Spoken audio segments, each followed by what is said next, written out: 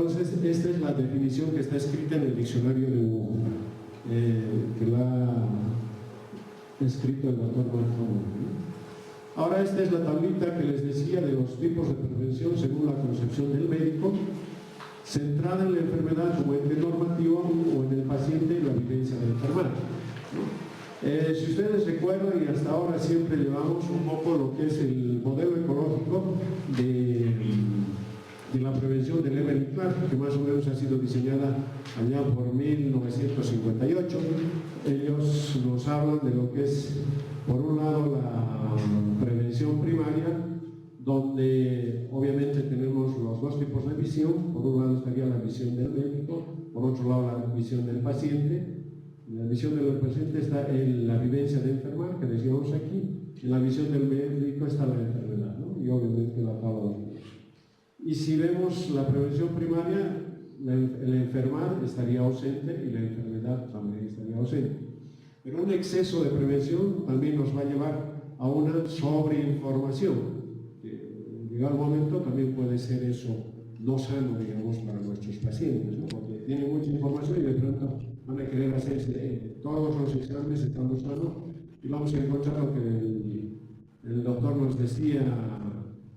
¿Cómo le llamaba, doctora? Lo que usted encontraba su incidentaloma. O sea, ese es el riesgo de las prevenciones primarias que deben tener los incidentalomas, ¿no? Entonces, lo que los pacientes ven. En la prevención secundaria, el enfermar estaría ausente y la enfermedad presente, ¿no? La prevención primaria, obviamente secundaria, es el diagnóstico precoz y el tratamiento de la enfermedad. Entonces, aquí corremos el riesgo de también hacer diagnósticos por pedir muchas pruebas o querer hacer muchas detecciones, ¿no? Y aquí también estaría en la prevención secundaria lo que es el sobretratamiento. Y obviamente a veces esta área donde más se maneja es a nivel hospitalario, ¿no? Hay mucho esto de la prevención y esto es lo que también esta mañana hemos comentado. Y finalmente esto se complementa con la prevención terciaria, ¿no? Donde el enfermar estaría presente y la enfermedad también presente, ¿no? Y ahí, aquí hablamos de lo que hemos visto, el proceso de la rehabilitación ya del daño y la instrucción a la sociedad, ¿no? En estos tres, obviamente, esto hay una visión y una participación del médico. Y lo que ha querido demostrarnos el doctor Ramón, que también el paciente, con todas estas intervenciones, tanto de prevención primaria, secundaria y terciaria, más bien, si nos excedemos, puede hacerle daño.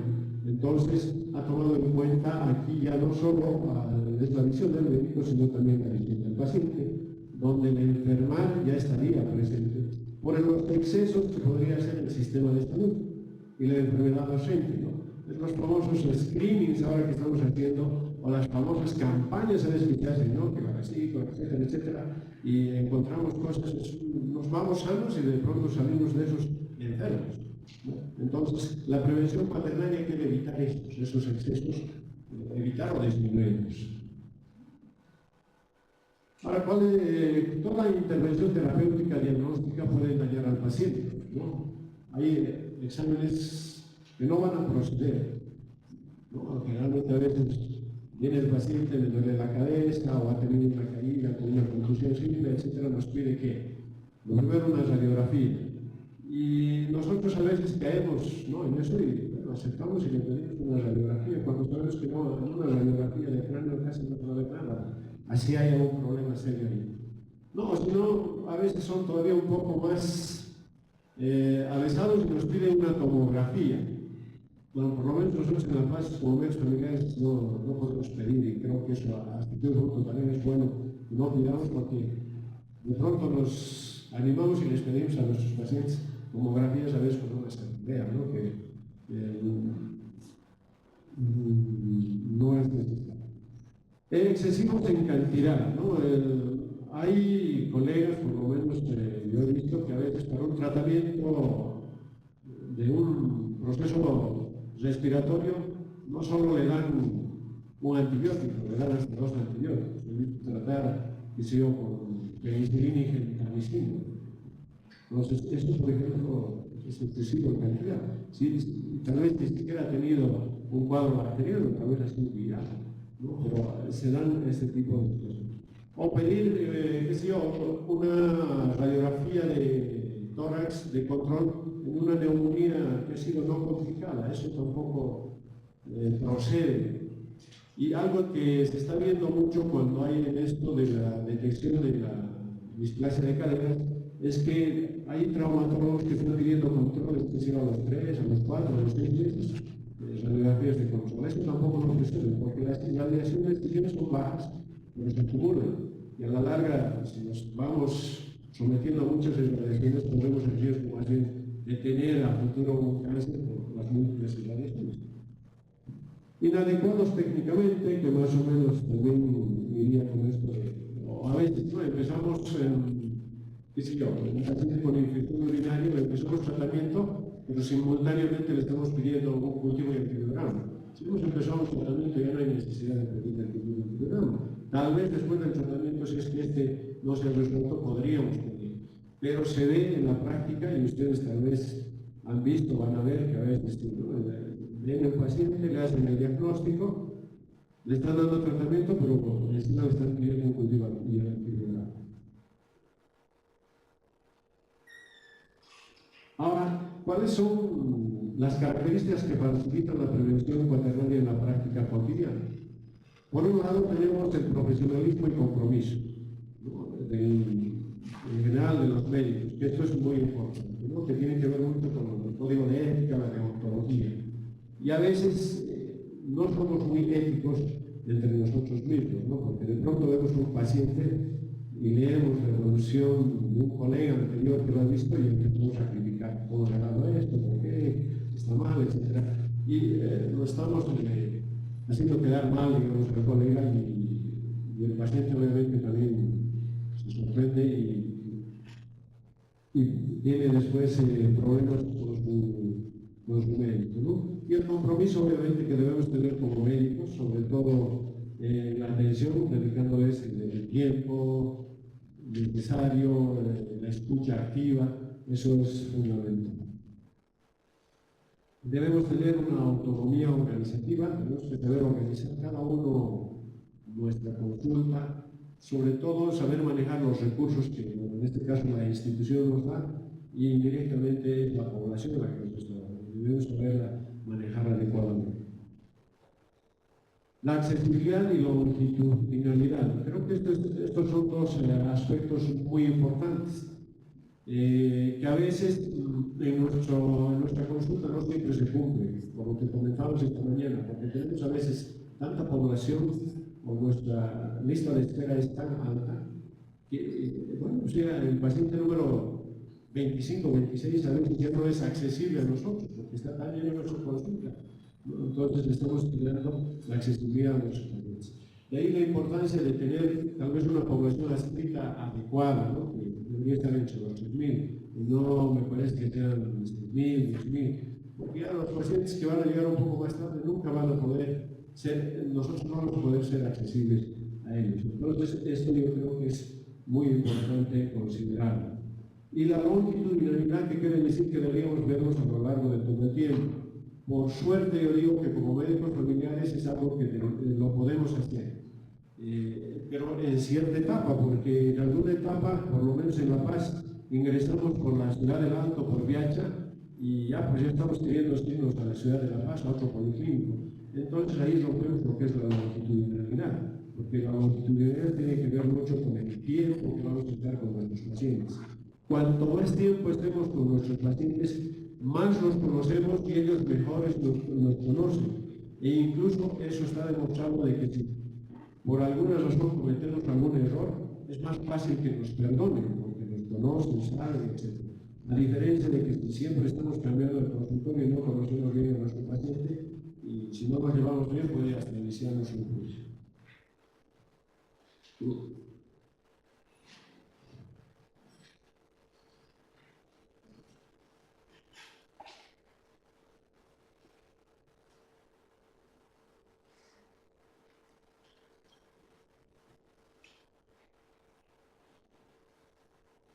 Esos son los problemas de la tecnología. que no siempre es beneficioso, también produce daño, me está dañando en este momento, porque me está causando estrés, no es estrés positivo. Bueno, el otro tema es el manejo adecuado del tiempo y la incertidumbre. Esto también es fundamental y que creo que debemos hacerlo en nuestra consulta. Por eso le he preguntado un poco esta mañana al doctor Tan, cuánto él considera que debería ser el tiempo de una consulta, ¿no? Cuando tenemos mucha demanda a veces. En España, por ejemplo, tienen 7 minutos por paciente. Y me acuerdo que ellos tienen una plataforma que se llama 10 minutos. Están pidiendo, por favor, que les den 3 minutos más para poder ver a sus pacientes. Y nosotros tenemos 15, pero no sabemos aprovechar a veces los 15 minutos para hacer tantas cosas que se pueden hacer en medicina familiar y bueno, le damos lo mínimo a veces a nuestros pacientes y eso no está bien. Entonces debemos saberlo manejar ese tiempo, no dar el tiempo que necesita el paciente, dependiendo por lo que viene también, ¿no? Primeras consultas obviamente será más tiempo, segundas o que son por recetas, etcétera, menos tiempo, ¿no? Tenemos que manejar el... Y la incertidumbre, o sea, algo que nos llega a nosotros como médicos familiares es que muchos de los problemas de salud vienen en etapas incipientes, ¿no? Entonces, a veces no sabemos qué hacer, ¿no? ¿Qué le damos? Y si estamos apurados, bueno, a veces terminamos dando recetas o solicitando laboratorios para que tiempo. Pero hay algo importante que aquí las lecturas que he hecho es que es el saber ver y esperar, es importante. Y conversar con el paciente, lo que decía esta mañana, cuando hacemos medicina centrada en el paciente hay que conversar, ponerse de acuerdo, etc. Y la ventaja que tenemos es que podemos volver a ver mañana, pasado a este paciente, porque nosotros tenemos familias, entre comillas, secuestradas en nuestra consulta y esto es un beneficio, digamos, para nosotros. Respeto y consideración con la situación del paciente, ¿no? Aquí es importante que debemos considerar, nos llegan, tenemos todo tipo de familias, ¿no? Unas son trabajadoras, otras vienen de diferentes etnias, tienen sus creencias, sus mitos, sus tradiciones, y yo creo que aquí deberíamos ser respetuosos, porque si respetamos y conocemos y creemos en nuestro sistema, obviamente la relación médico-paciente va a ser mejor y probablemente la solución al problema por el que viene el paciente también va a ser adecuada. Promoción y prevención según oportunidad y prioridad. ¿No? Según oportunidad. O sea, la promoción y prevención deberíamos hacerle de acuerdo a la oportunidad, no sistemáticamente, porque si hacemos sistemáticamente corremos el riesgo de tal vez hacer daño más que beneficio. Un ejemplo, digamos, de esto sería si tenemos un paciente que es fumador, ¿no? Y enferma frecuentemente de procesos respiratorios, sí podemos adoptar medidas preventivas, porque pueden ser útiles, ¿no? Que deje de fumar, etc. Máxima calidad y mínima cantidad. Aquí lo que tenemos que trabajar con el paciente es que no siempre la batería de exámenes o de recetas va a ser beneficioso para él. Sucede también que con este famoso programa de salud renal, o sea, hay un protocolo para pedir X pruebas de laboratorio, pero he visto que colegas que se exceden, pues, no solo le piden ahí, sino le empiezan a pedir que sea un perfil hepático, perfil lipídico, perfil reumatológico, etc. Todos los perfiles, y eso no está bien, no estamos exagerando, o sea, estamos haciendo máxima cantidad, ¿no? Tal vez la polivalencia, que es algo también muy importante y que de alguna manera nosotros la practicamos. Esto tiene que ver con la atención durante todo el ciclo vital de la persona. Nosotros lo hacemos. ¿No? Hay algunos países, por ejemplo, donde, creo que si no mal no recuerdo, en España la parte de pediatría no la atienden, en Alemania la parte de ginecología también no la atienden, y en Oruro también creo. La otra vez la doctora Rata nos comentaba más en pediatría, ¿no? Los niños.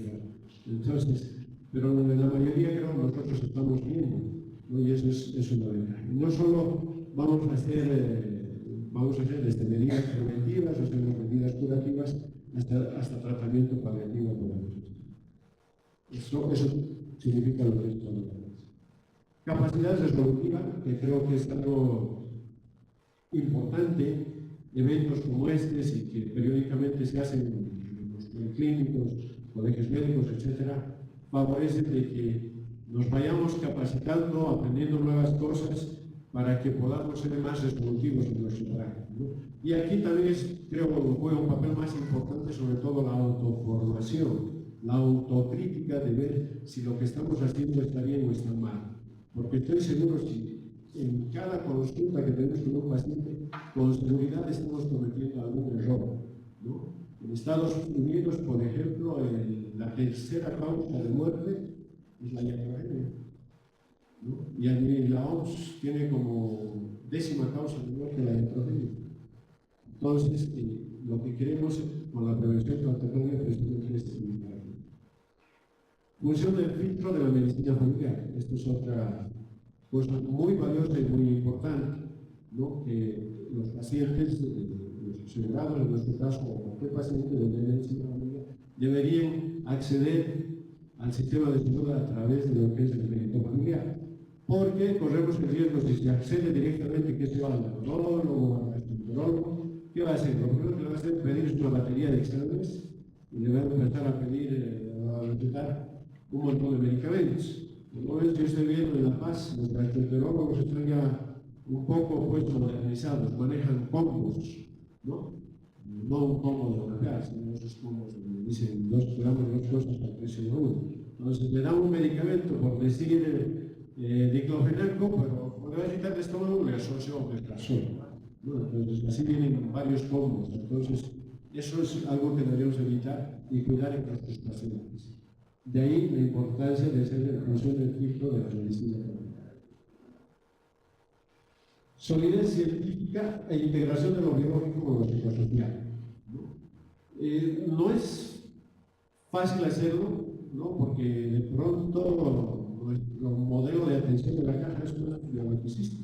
Vienen los pacientes que ven su problema físico y listo, lo despechamos.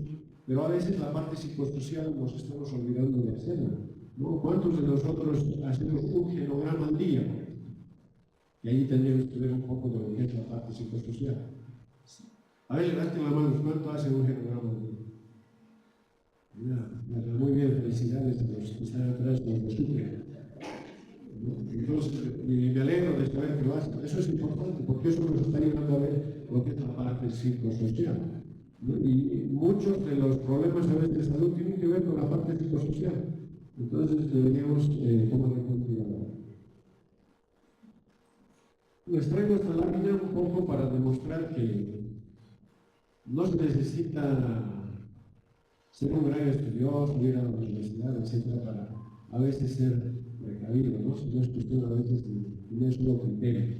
¿No? Esta es una lámina, una fotografía como anda en la ciudad del Alto, en una de las pasarelas, y se ve ahí un llanero como está haciendo cruzar sus llamas a través de la pasarela, ¿no? Está haciendo una buena prevención, ¿no? Y yo creo que, espero que cuando en algún momento quieran excederse en algo, piensen en esta lámina, ¿no? Que tan interesante que hay que decir, ¿no?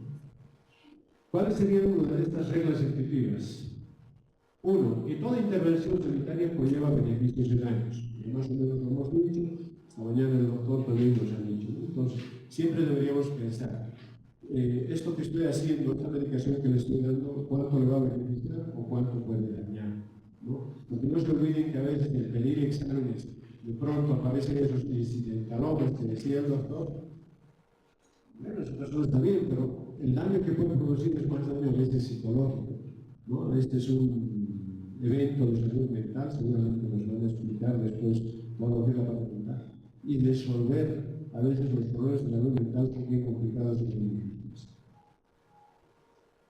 La prevención es mejor que la curación cuando la intervención preventiva hace menos daño que la intervención curativa, ¿no? Aquí encontré algunas lecturas con la famosa vacuna H1N1. ¿Cuántos de los que están aquí se han vacunado contra el H1N1? 4 personas, o 5. Pero se ha demostrado que en realidad, yo por ejemplo he visto como 3 o 4 pacientes, probablemente contactados por una persona Entonces, y pues, seguramente con muchos ha pasado esto. Entonces, a veces hay cosas que no siempre son de utilidad, ¿no? E incluso en La Paz, yo tenía una paciente que era precisamente la secretaria del Colegio Médico, la que ha hecho H9N1. Entonces, la medicación, el antiviral, bueno, le dan y estaba pasado, ya tenía un año de vencimiento, ¿no? Entonces, imagínense a veces da la impresión de que esto es un poco negocio, ¿no? Y hay que tener mucho cuidado. Hace menos daño un no razonable que un sí complaciente. Yo creo que cuando tenemos una buena relación médico-paciente, practicamos aquello que les decía, la longitudinalidad, etc., vamos a poder convencer a nuestro paciente de que tal vez lo que nos está solicitando nuestro paciente o lo que se ha comprado, le han dado a otro médico, tal vez no sea lo adecuado para él o ella, ¿no? Y sobre todo cuando va a otras consultas, porque en otras consultas con otras especialidades a veces no sabe lo que nuestro paciente está tomando, ¿no? A veces nuestros pacientes, sobre todo los adultos mayores, toman arriba de 7 medicamentos, ¿no? Y las interacciones medicamentosas, cuando ya son más de 7, ya el 80% de interacción medicamentosa. Si nuestro paciente está tomando 10 medicamentos, el 100% de interacción medicamentosa. ¿Cuántos de nosotros manejamos pacientes que están tomando así medicamentos? Entonces, hay un montón de interacción medicamentosa que tal vez no la estamos controlando, no la estamos viendo. Y hay muchos problemas para los que no tenemos respuesta, ¿no? Los médicos no somos seres omnipotentes que lo vamos a saber todo, ni siquiera la medicina como tal lo sabe todo, ¿no? Entonces va a haber algunos problemas para los cuales no vamos a tener respuesta. Y finalmente, todo paciente tiene alguna conducta sana, todo. Entonces tendríamos siempre reforzar aquellas conductas buenas que pueden tener. Unos que hacen deporte, tienen una adecuada dieta, etcétera, etcétera, deberíamos reforzarlas y eso va a favorecer lo que es la prevención total. Algo que también es importante, sobre todo cuando medicamos, es esto que se llama la cascada terapéutica, ¿no? ¿Y cómo se define la cascada terapéutica? No es nada más que la prescripción de un fármaco para tratar el efecto adverso de un primer fármaco, por creer que ha aparecido un nuevo problema médico. Creo que eso nos debe pasar todos los días con algún paciente en la consulta, ¿no? Está tomando fármacos, estamos apurados y bueno, listo, tengo lo que decía esta mañana en uno de los casos, no tiene náuseas. ¿A qué se deberán esas náuseas? Le daré metoclopramida y listo, solucionado. Después con la metoclopramida de pronto va a venir, ahora tengo temblor. Bueno, ¿qué le doy? Le daré levodopa, ¿no? Entonces, esa es la cascada que a veces originamos con los psicólogos, ¿no? Entonces, estos son algunos de los medicamentos que tal vez usamos y están más implicados en lo que es la cascada terapéutica, ¿no? Por ejemplo, los aires nos van a aumentar la presión, nos van a producir problemas gástricos, y si no tenemos el cuidado adecuado, de pronto le estamos dando hipertensivos, ¿no? Tal vez, si averiguamos bien, es nomás un efecto adverso del aire, ¿no? Si es gastritis, bueno, ya de entrada les decía, después de veces congos, ya como me pasó, para evitar precisamente que tenga este efecto secundario, ¿no? Los diuréticos gástricos nos aumenta el ácido úrico, nos puede producir terror, entonces tal vez nos vemos tentados de darles el pulmón, colchicina, siguiendo con un ataque. Lo que les diría la metoclopramida, que produce temblor esencial, y pronto les empezamos levodopa. El enalapril, que es frecuente, más nosotros siempre nos da tos. A veces no somos muy acuciosos, no creemos que podría ser efecto del medicamento, bueno, le daremos un antitusivo. Regresa en un par de días, no mejora, debe ser más ya bacteriano, ¿verdad? Le aumentamos un antibiótico. Regresa, igual no mejora, y desde nos damos cuenta de que es uno más, debemos cambiar el enalapril y se pasó la tos, ¿no? Entonces, es importante que estemos cuidadosos. Deberíamos, además, tener un vademecum propio, elaborado por nosotros, que lo sepamos manejar nosotros mismos, completo, con efectos beneficiosos, adversos, mecanismos de acción, etc. Si sabemos todo eso, probablemente vamos a ayudar mucho a que nuestros pacientes no tengan problemas, ¿no? La eritromicina, bueno, si se toma mucho puede producir arritmia y probablemente le estemos dando antiarrítmico. Los antiepilépticos producen náuseas. Empezamos a dar los corticoides tópicos, metoclopramida. La digoxina, antibióticos, náuseas, metoclopramida, y si damos otra vez metoclopramida, levodopa y así, una cascada de medicamentos. Entonces, debemos analizar si el problema o el síntoma con el que viene el paciente no es un efecto adverso de algún medicamento que pueda estar tomando. ¿Cuáles son ahora los principios para hacer una prescripción prudente? Son 6 sencillos. Siempre debemos pensar en alternativas al medicamento, previas, ¿no? A veces estamos tentados, vienen por un problema, no preguntamos cuánto tiempo de evolución tiene y ya no estamos dando un antibiótico o algo así. Si sabemos negociar con el paciente, de pronto no va a haber necesidad de darle ningún medicamento. Pero para eso tenemos que tener una escucha activa con el paciente. Como decía el último doctor en la lámina que le mostraba a Juan Kervas, debemos mirar a los ojos a nuestros pacientes. A veces no los miramos. No sé cómo, me gustaría preguntarle al doctor Tan, ¿cómo hacen ahora ustedes que tienen ya las historias clínicas informatizadas? A veces uno se concentra, creo, en el computador y ya no tiene tiempo de mirar al paciente, ¿no? Es algo que a veces, por ejemplo, la tecnología permite, las famosas máquinas de escribir, ¿no? Vamos a ir typeando y ya no tenemos tiempo para mirar al paciente. Por eso los pacientes se quejan, dicen, no, ni me miren. Entonces, deberíamos pensar en alternativas y ver aquello. Practicar una prescripción más estratégica, ¿no? Ver lo que les decía, tener una pequeño vademecum propio para manejar y ver qué medicamentos pueden producir reacciones adversas graves y todo aquello, y en función de esto ver qué está tomando nuestro paciente y ver si no está haciendo daño en su vida. Vigilar la aparición de efectos secundarios, ya lo hemos hablado, eso es importante. Mantener la precaución y el escepticismo sobre los nuevos medicamentos. De ahí que estos doctores que les decía, porque lamentablemente, no sé si es bueno o malo, los laboratorios siempre nos están saliendo por nuestras médicas de nuevos medicamentos para que los recetemos. Y nosotros a veces nos vemos tentados, ¿no? Porque se ve moderno, nos charlan tan bonito que sí creemos y, pues este paciente le va a quedar bien, ¿no? Hay, por ejemplo, 2 medicamentos que han sido bien conocidos, como los Rofecoxib, que en su momento era tan mentado, ¿no? Todo el mundo los consigue, van a reemplazar los años. ¿Pero qué? Han tenido efectos adversos que han tenido que retirarlos, ¿no? Como tiene impacto en el cambio. En la diabetes, la famosa rosutilizasona, también tan mentada, igual, no es problemas cardiovasculares, infarto en el cambio, y han tenido que retirarlo. Entonces hay que ser muy cuidadosos con todas las nuevas moléculas que aparecen. Y si podemos dejar de usarlas en buen tiempo, no meternos con ellas, mejor. Dicen que más vale lo malo conocido que lo bueno por conocer.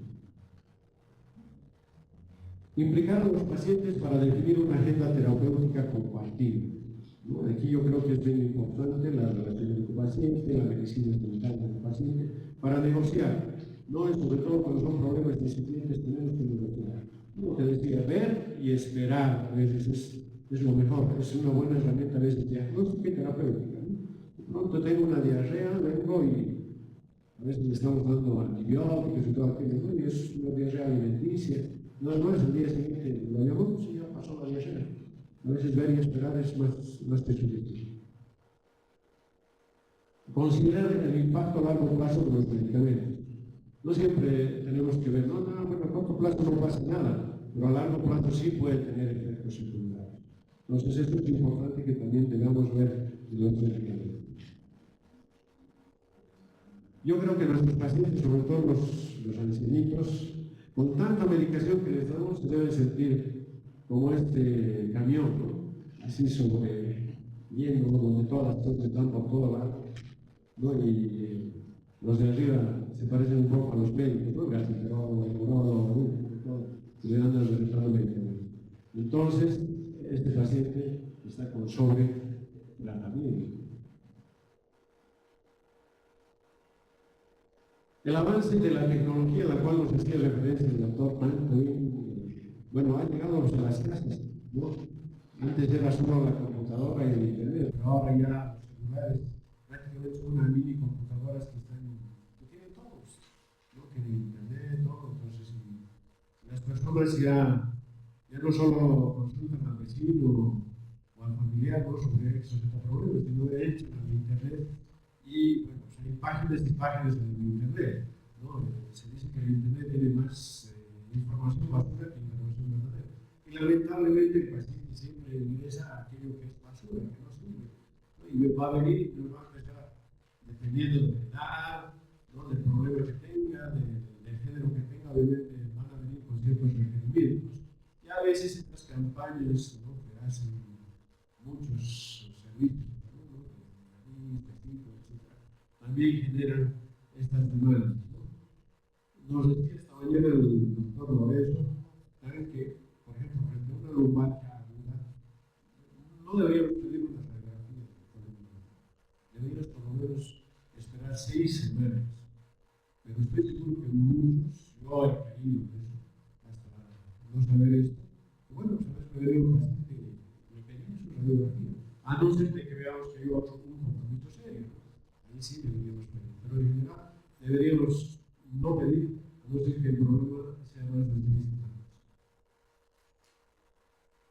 No hemos hablado a veces de las radiografías de cráneo, tomografías, los pacientes vienen, ¿no? Al proveniente, resultado, hay una campaña de esto, quiero hacer de esto, una densitometría, las densitometrías ahora están en moda, ¿no? Entonces, vienen y nos solicitan y a veces nosotros cedemos las densitometrías óseas a las que les hacía referencia, y está demostrado de que no tienen mucha utilidad.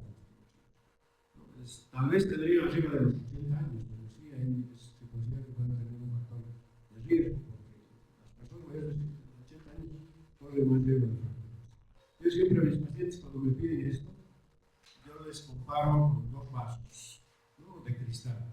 Uno que está borrecito, que tendría que decir que donde está bien el calcio, y una copa de champán donde se ve el vaso, el vidrio muy delgado, que parecía más frágil, ¿no? Parece osteoporótico. Yo les digo, si se caen estos 2 vasos, los dos tienen la misma posibilidad de romperse o no romperse. Todo depende de qué, de cómo van a caer. Las fracturas en realidad se producen de cómo caemos, ¿no? Ahorita muchos de aquí se ven todos cenitos y si saltamos de pronto el que se ve vacío ha caído más en fractura. Y otro que tal vez no se vea tan sanoso que caiga en la pastora.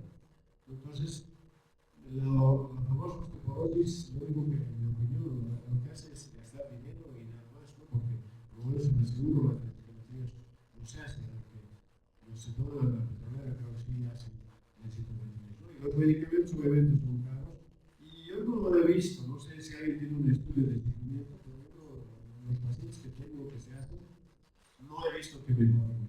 Entonces, es algo que también no deberíamos hacer. El famoso colesterol, todo el mundo, ¿no? Paciente, estoy viendo medirme el colesterol, ¿no? Nosotros hemos tenido ayer una cena opípara. Si yo esta mañana me mi colesterol, con seguridad estaba alto, yo tendría que estar tomando metrostatina, ¿no? Porque así que realmente estamos, algunos manejan, ¿no? El colesterol, obviamente, hay que ver si tiene los factores de riesgo adicionales, y además, pues relacionar con el colesterol alto, el bajo, los triglicéridos, y ver si tiene comorbilidad para recién tratar, porque si tratamos en la atención primaria, creo de 100 personas, de 1000 personas que tratamos, una se puede beneficiar con el tratamiento del colesterol. Nosotros, sobre todo, no. Entonces, ¿qué estamos haciendo? Gastar recursos. El famoso PSA que ahora hablaba el doctor, ¿no? Que está de moda, actualmente se ha demostrado que no tiene ninguna utilidad, pero todavía se escucha o se ve que los médicos seguimos pidiendo PSA para ver si no tiene o no tiene cáncer de próstata. Los varones a partir de los 80 años, hasta 100% vamos a tener cáncer de próstata, pero son escasos, como ha dicho el doctor, uno probablemente va a morir por el cáncer, después del resto vamos a morir por otras cosas si es que vivimos más de los 80 años. Entonces no tiene sentido hacer este programa. Y el cáncer de mama. El cáncer de mama igual. Se ha visto que tiene muchos falsos positivos y muchos falsos negativos. Se están utilizando a las mujeres, es una barbaridad. En Uruguay ya se ha vuelto política de salud. mujer trabajadora entre los 45 y 60 años debe hacerse una mamografía obligatoria, cada año, anual. Por un lado hay radiación, ¿no? Y por otro lado encuentra esos famosos talones, y después estamos poniendo mujeres que tal vez no necesitan operarse, porque se veía el estrés, ¿no? Pero esto de Uruguay es interesante, porque quien ganó de toda esta política era Tabaré Vázquez. Y Tabaré Vázquez era un pueblo. Entonces a él le interesaba esto y por eso lo ha pasado. Y además, saquen la norma, yo creo que trae muchos problemas, sobre todo en la parte psicológica, ¿no? Entonces, no la estamos curando a esta paciente, a esta norma que se le está haciendo, le estamos condenando a que viva psicológicamente mal, ¿no? No estamos mejorando su movilidad ni su mortalidad, solo estoy sobre eso. Hay en política en Bolivia ya esta ley, ¿no?, que deberíamos realizar a las mujeres Papa Nicolau y las famosas mamografías, ¿no? Y a veces en Uruguay en este sí es más complicado porque tienen que hacerse anualmente. Bueno, esto nos lleva aquí lo que es el poder diagnóstico.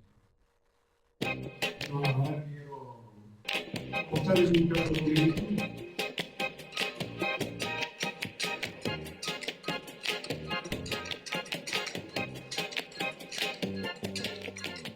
Ella es Dolores Fuertes de Esqueleto y tiene 46 años, unas cuantas arrugas y una mirada agotada.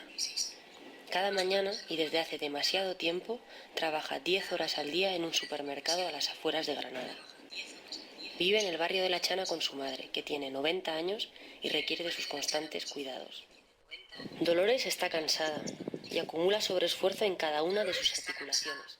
Un domingo por la mañana cualquiera, al incorporar a su madre de la cama, siente un intenso dolor en la espalda que la deja paralizada. Asustada, decide acudir al servicio de urgencias de traumatología. En la consulta 3 se encuentran Sara y Lucía, dos inexpertas residentes que con gran entusiasmo hacen pasar a su próximo paciente. Dolores Fuertes de Esqueleto, pase a consulta 3. Dolores entra en la consulta y con gran dificultad y dolor consigue tumbarse en la camilla. Tras la exploración, las doctoras deciden solicitar una radiografía de columna lumbar que les ayude a orientar el diagnóstico. Las residentes diagnostican a Dolores de lumbalgia aguda, un hombro doloroso de larga evolución y otras molestias inespecíficas. Se decide administrarle ibuprofeno 600 miligramos un comprimido cada 8 horas y omeprazol 20 miligramos un comprimido al día durante al menos 10 días. Citarse a través de su médico de familia en la unidad de medicina física y rehabilitación. Reposo relativo. Al cabo de 7 días, Dolores toma sus medicinas cada 8 horas. Acude a su terapia rehabilitadora 3 veces por semana. Por supuesto, sigue trabajando a destajo y cuida de su madre a cada instante. Con todo, Dolores evoluciona favorablemente, ¿o no?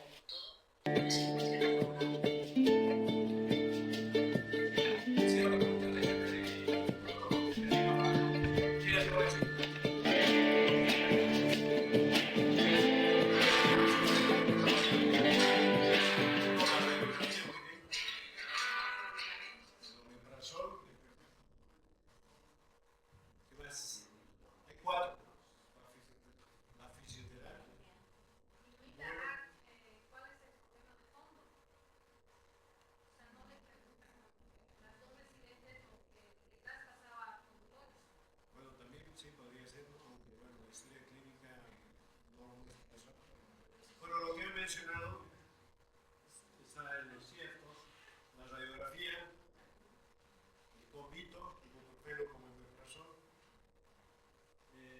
la fisioterapia. Bueno, esto ya le pondría un signo de interrogación también, ¿no? Reposo relativo, ¿no? La indicación es que la persona no valga alguna es no movilizarse, que está agachado. Bueno, y para finalizar, bueno, les traigo esta lámina. Nuestro salario de Yuri han querido, y yo creo que todos los que hemos venido de alguna manera deseamos conocerlo. Tal vez ya alguno ya se ha lanzado por ahí, ¿no? Unas doctoras muy completas. Entonces, lo que quisiera que con esta presentación, obviamente la prevención cuaternaria no es tampoco una panacea y también tiene sus riesgos, ¿no? Porque podemos estar sobreprotegiendo al paciente y de pronto podemos dejar pasar muchas cosas. piensen en prevención paternal, no piensen en ese bus que les he mostrado con todo sobrecargado, que de pronto no estaremos convirtiendo a nuestros pacientes en esa fotografía. No se olviden de pensar que si estamos haciendo sobrediagnósticos, cuando estamos pidiendo demasiados exámenes complementarios, o tal vez estamos haciendo sobretratamientos cuando no estamos manejando adecuadamente la medicación. Y algo de lo que creo que sería bueno después hablar es la sobremedicalización.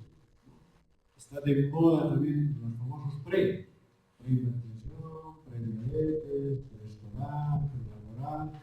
Lo único que falta es el premorte y que nos den un tratamiento para la premorte. Muchas gracias.